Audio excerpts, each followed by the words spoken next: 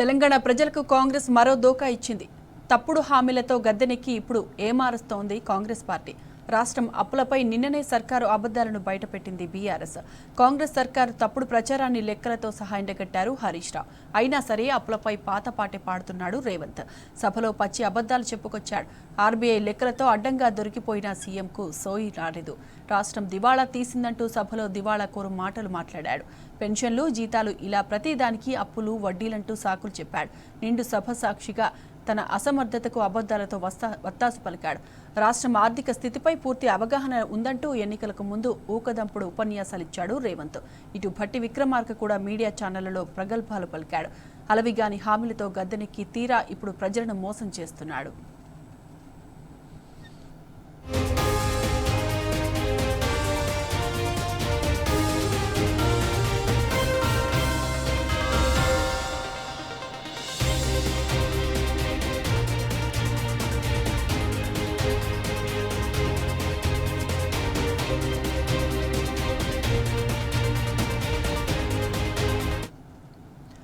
BRS అధికారంలోకి రాక ముందున్న సమైక్య ప్రభుత్వం అప్పుల్ని వదిలేసిపోలేదా? కేసీఆర్ ఆ అప్పులన్నీ కడుతూ పథకాలు అమలు చేయలేదా? ఒక్కో ఇటుక పేర్చుకుంటూ తెలంగాణను పునర్నిర్మించలేదా? అభివృద్ధి, సంక్షేమం జోడెద్దులాగా కేసీఆర్ పాలన సాగలేదా? దేశంలోనే నెంబర్ 1 రాష్ట్రంగా తెలంగాణ ఎదగలేదా? మరెందుకు రేవంత్ సర్కారు దొంగ ఏడుపులేడుస్తోంది? పాలన చేతకానప్పుడు మేకపోతు గాంభీర్యం దేనికి? రేవంత్ సర్కారు కుట్రలపై తెలంగాణ సమాజం భగ్గుమంటోంది. ఇచ్చిన హామీలు అమలు చేయాల్సిందేనని ప్రజలంతా డిమాండ్ చేస్తున్నారు. ఇక డ్రామాలు కనిట్టిపెట్టాలని, ఇచ్చిన మాట ప్రకారం హామీలు అమలు చేయాలని రేవంత్ సర్కార్కు వార్నింగ్ ఇస్తున్నారు. గ్యారెంటీలు అమలయ్యేదాకా గర్జన ఆపేదే లేదంటున్నారు రాష్ట్ర ప్రజలు.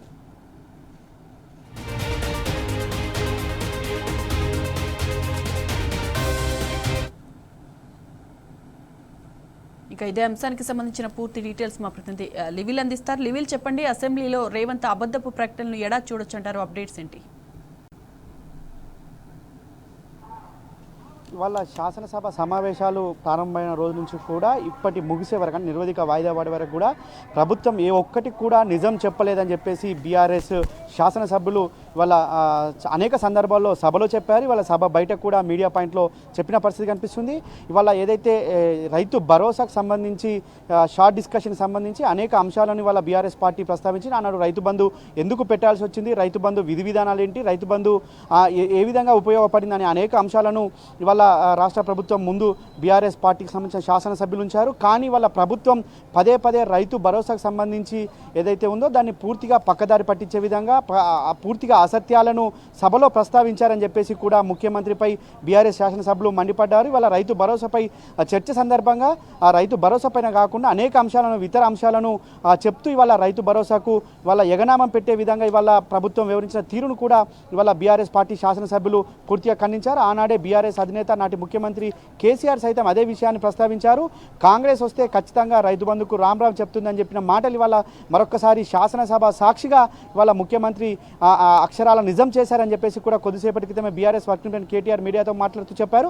ఇవాళ ఏదైతే అనేక అంశాలను ఇవాళ చెప్తూ అసత్యాలను సభ సాక్షిగా చెప్పారనేసి బీఆర్ఎస్ పార్టీ శాసనసభ్యులు ఆరోపించారు. అందుకు అనుగుణంగానే ఇవాళ ఏదైతే రైతు రుణమాఫీకి సంబంధించి ఒక కాంగ్రెస్ పార్టీకి సంబంధించిన ఎమ్మెల్యేలు కావచ్చు, మంత్రులు తలా ఒక మాట్లాడిన మాటలే ఇవాళ దానికి నిదర్శనం అని చెప్పారు. అంతేకాకుండా కౌలు రైతులకు సంబంధించిన 15,000 కావచ్చు, ఇటు రైతు కూలీలకు సంబంధించిన 12,000 ఇవన్నిటి కూడా ఇవాళ ఎగనామం పెట్టే విధంగా ప్రభుత్వం వివరించిన తీరును కూడా ఇవాళ ఎండగట్టారు బీఆర్ఎస్ శాసనసభ్యులు. అయితే రైతు భరోసా ఇస్తానని చెప్పారు, దానికి క్యాబినెట్ సబ్ కమిటీ చేశారు. క్యాబినెట్ సబ్ కమిటీ ఇప్పటి వరకు కూడా ఏం తేల్చలేదు. ఇవాళ సంవత్సరం పాటు 2 దఫాలుగా 2 పంటలకు సంబంధించిన రైతు భరోసా నిధులు ఇప్పటి వరకు కూడా విడుదల చేయకపోవడం, రైతులను మోసం చేయడం, కుట్ర చేయడమే అని చెప్పేసి కూడా చెప్పారు. ఇవాళ బోనస్ ఇస్తామని గొప్పగా చెప్తున్న ఈ కాంగ్రెస్ ప్రభుత్వం బోనస్ కేవలం 7,500 మాత్రమే బోనస్ ఇస్తున్నారు.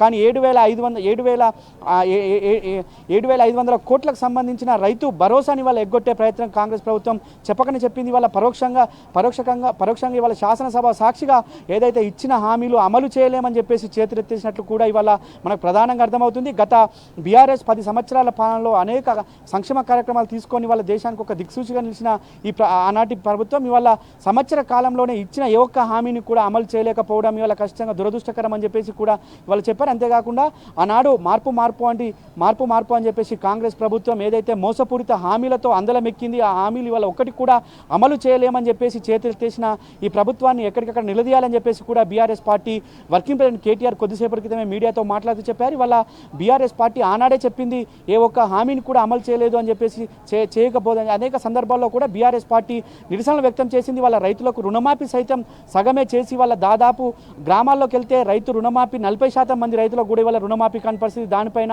అడిగితే శాసనసభలో దాటవేసే ధోరణి అవలంబించారు. వాళ్ళ రైతు భరోసాకు సంబంధించి మేము 3 పంటలకు ఇస్తాం, మేము అధికారంలోకి వస్తే వారు 5,000 ఇస్తున్నారు, మేము 7,500 ఇస్తామని ప్రగల్భాలు పలికిన ఈ కాంగ్రెస్ ప్రభుత్వం సన్నాయి నొక్కులు నొక్కిందని చెప్పేసి కూడా ఇవాళ బీఆర్ఎస్ వర్కింగ్ ప్రెసిడెంట్ కేటీఆర్ చెప్పారు. అంతేకాకుండా అనేక హామీలు ఇవాళ ఒక్కటి కూడా అమలు చేయలేదు. ఈ ఏడాది కాలంలో ఏం చేశారంటే ఏం చెప్పుకోవడానికి కూడా లేకపోవడంతో ఇవాళ మరొకసారి గత ప్రభుత్వం అప్పులు చేసింది, మేము ఖచ్చితంగా అప్పులను తీర్చడానికే మా ప్రభుత్వం పనిచేస్తుంది తప్ప హామీలు అమలు చేయలేమని వాళ్ళ చేతులెత్తేసిన పరిస్థితి కూడా వాళ్ళ శాసనసభ వేదికగా మరొకసారి ముఖ్యమంత్రి చెప్పిన మాటలు కూడా యావత్ తెలంగాణ సమాజం అంతా కూడా దుమ్మెత్తిపోస్తుంది.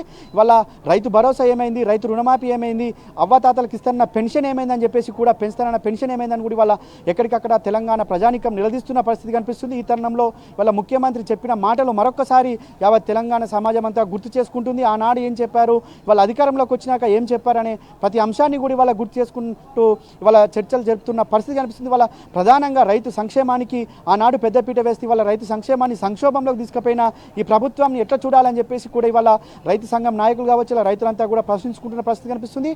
వాళ్ళ ఆనాడు దళిత బంధు కావచ్చు, రైతు బంధు కావచ్చు, అనేక అంశాలను ఆనాడు సంక్షేమ కార్యక్రమాలను అమలు చేసి దేశానికి రోడ్డు మార్గాలు ఇస్తే ఇవాళ అలాంటి సంక్షేమాన్ని వాళ్ళ సంక్షోభం దిశగా ఈ ప్రభుత్వం అడుగులు వేస్తుందని అనేది మనకు ప్రధానంగా అర్థమవుతుంది. ఇవాళ కర్ణాటక ప్రభుత్వం ఏ విధంగా అయితే మేము హామీలు అమలు చేయలేమని చేతులెత్తేసిన అదేవిధంగా ఇవాళ అదే దారిలో ఇక్కడున్న కాంగ్రెస్ ప్రభుత్వం, ఇక్కడున్న ప్రజాపాలన చెప్పుకుంటున్న ఈ ప్రభుత్వం కూడా అడుగులు వేస్తున్నట్లు మనకి ఇవాళ అసెంబ్లీ సాక్షిగా ముఖ్యమంత్రి చేసిన ప్రకటన వాళ్ళు అర్థం చేసుకోవచ్చు అని చెప్పేసి కూడా ఇవాళ పలువురు చర్చించుకుంటున్నారు. ఇవాళ శాసనసభ సాక్షిగా ముఖ్యమంత్రి చెప్పిన మాటలే వాళ్ళ రైతులంతా కూడా గుర్తు చేసుకుంటున్న పరిస్థితి కనిపిస్తుంది. అంతేకాదు కాంగ్రెస్ సంబంధించిన శాసనసభ్యులు కూడా ఇదేంది మనం అనేక హామీలు ఇచ్చాం, ఇవాళ హామీలు అమలు చేయలేదంటే ఏ విధంగా ఉంటుంది, వాళ్ళ మనం ప్రజలు ఏ విధంగా తిరుగుతామనే అంశాలను కూడా ఇవాళ చర్చించుకుంటున్న పరిస్థితి వాళ్ళ తాజాగా కనిపిస్తుంది. వాళ్ళ ఏ ఒక్క హామీలు కూడా ఇవాళ అమలు చేసేందుకు ప్రభుత్వం చర్చ పెట్టలేదు. అనేక అంశాలను కూడా చర్చిస్తారనుకున్నారు, కానీ వాళ్ళ ప్రతిదీ కూడా దాటవేసే ధోరణితో అటు అసత్యాలను సత్యాలుగా చిత్రీకరించే ధోరణితో వాళ్ళ శాసనసభ సమావేశాలు కొనసాగినట్లు కూడా వాళ్ళ బీఆర్ఎస్ పార్టీకి సంబంధించిన శాసనసభ్యులు చెప్తున్న పరిస్థితి కనిపిస్తుంది. వాళ్ళు ఎక్కడ చూసినా ఏం చేశారనేది మాత్రం చెప్పలేకపోయారు. వాళ్ళ ఏ ఒక్కటి కూడా అమలు చేయలేక ఇవాళ చేతులు ఎత్తేశారనేది మనకు ప్రధానంగా అర్థమవుతుంది. ప్రధానంగా ఇవాళ అనేక హామీలు ఇచ్చి ఆనాడు అలవిగాని హామీలతో అధికారంలోకి వచ్చినప్పుడు ఈ హామీల గురించి తెలియదా, ఆనాడు హామీలు ఇచ్చే ముందు ఎందుకు ఈ ప్రభుత్వం ఆలోచన చేయలేదు, ఆనాడు ప్రతిపక్ష పార్టీగా ఉండి అనేక హామీలు ఇచ్చారు, ఆ హామీలు ఇవాళ ఒక్కటి కూడా ఎందుకు అమలు చేయలేకపోతున్నారు. ఆనాడు ఉమ్మడి రాష్ట్రంలో అనేక సంక్షోభంలో ఉన్న ఆనాడు పరిస్థితులను అనుగుణంగా ఇవాళ ఆనాడు ముఖ్యమంత్రి అన్నీ అమలు చేసి దేశానికి రోడ్డు మార్గాలు ఇస్తే ఈ ప్రభుత్వం సంవత్సర కాలంలో ఏ ఒక్క హామీలు కూడా అమలు చేయక వాళ్ళ అబసు పాలైందనేది మనకు ప్రధానంగా అర్థమవుతుంది. Sai Madhavi. Right level, thank you.